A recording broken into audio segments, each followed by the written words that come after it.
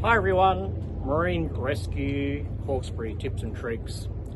Today I'm going to talk a little bit about EPIRDs and PLBs. These two particular ones are made right here in Australia by GME. Firstly, always follow the instructions in terms of maintenance, operation and testing. It's very important that you are aware of those instructions. I can't possibly cover all of the material, but hopefully today I can give you a few tips and tricks regarding EPIRDs and PLBs. So firstly, the similarities, both of them have GPS, and that allows your location to be detected very, very quickly. Both of them do transmit the same way. When they're activated, both will transmit on two frequencies. The first one is 406 megahertz, and that signal ends up through a satellite and through a rescue coordination center where rescue service can then be dispatched to your location. The second frequency is 121.5 megahertz, and that's very important because it has a homing frequency that all aircraft, and especially rescue aircraft, can find your location.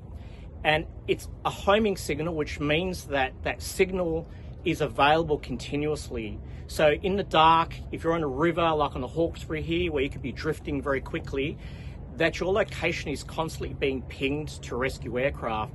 That's actually really important. So whilst these devices work similarly, they do have different uses.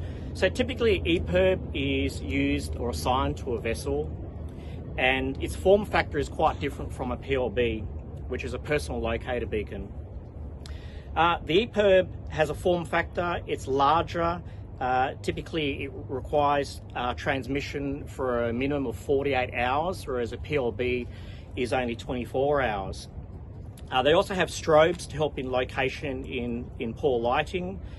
And it's fairly easy to trigger this by just lifting this flap and triggering the button, but again, follow your instructions.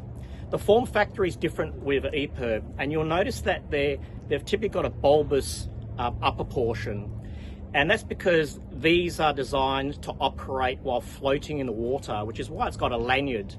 And the reason why it needs to float with the head out of the water is because that's where the GPS circuit board is. And ideally it does sit above the surface to work properly. A PLB, and on our vessels, there's always a crew member with a PLB, and that PLB allows location of individuals to be tracked, especially if you separate from your vessel or separate from a life raft or a life cell. That these PLBs can be very, very handy. Again, they work the same way, but the battery only needs to run for 24 hours. So obviously it doesn't replace an EPIRD. It has a specific use. These are quite easy to deploy as well. You pop the antenna up.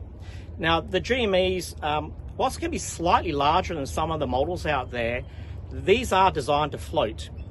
There are smaller ones which are great in terms of being compact, but you've got to remember, being around the water, it's sort of ideal that if you drop it in the water, it's not going to sink to the bottom. Another reason we have it tethered, but as it turns out, these GMEs do float, but just remember, they're not actually designed to operate while floating because the GPS circuitry ends up below the waterline. So when you operate a PLB like this, and if we're sitting in the water, our life jackets, we'll probably be sitting them on our chest so that they're out of the water, so that they'll operate the best. So remember to always follow the instructions. Also, never turn these devices off until you're told to do so by rescue services, especially because of that homing signal. If you switch it off too early, it could risk the coordination of your rescue. These EPIRDs are very unique. Even when they look like the battery has died and you're out there alone, don't switch them off, because the smarts in these GME design products actually reroutes the power and shuts down all of the non-critical functions when the battery is about to run out, and it ensures that that homing signal works to the very last drop of fuel in the battery cell. Also, if you want value for money, just check the use by dates of batteries before you buy them. A lot of EPIRDs and PLBs now end up with a lot more features, and of course that uses a lot more battery power. So these have a 10-year battery life. The PLB has a 7-year battery life, which gives you, good value for money. And also remember, when you're testing it, again, follow the instructions, because when you hold a test button down, it is a difference between holding it down, for example, for half a second versus 3 seconds. Now, the reason is because when you hold the button down longer, these EPIRDs will actually do what's known as a GPS acquisition test, and it consumes a lot more power doing that. In fact, whilst this has a 10-year battery life, because that GPS acquisition is only designed to test once a year, it will only allow 12 of those tests to occur before you've got to send this back to GME to get the battery replaced. Whereas a typical regular test is just a self-test. So follow those instructions. These are life-saving devices. They each have a purpose. And as we save marine rescue, when you head on out there, get onto our app, log on when you head out, and log off when you're back in. Thanks for watching.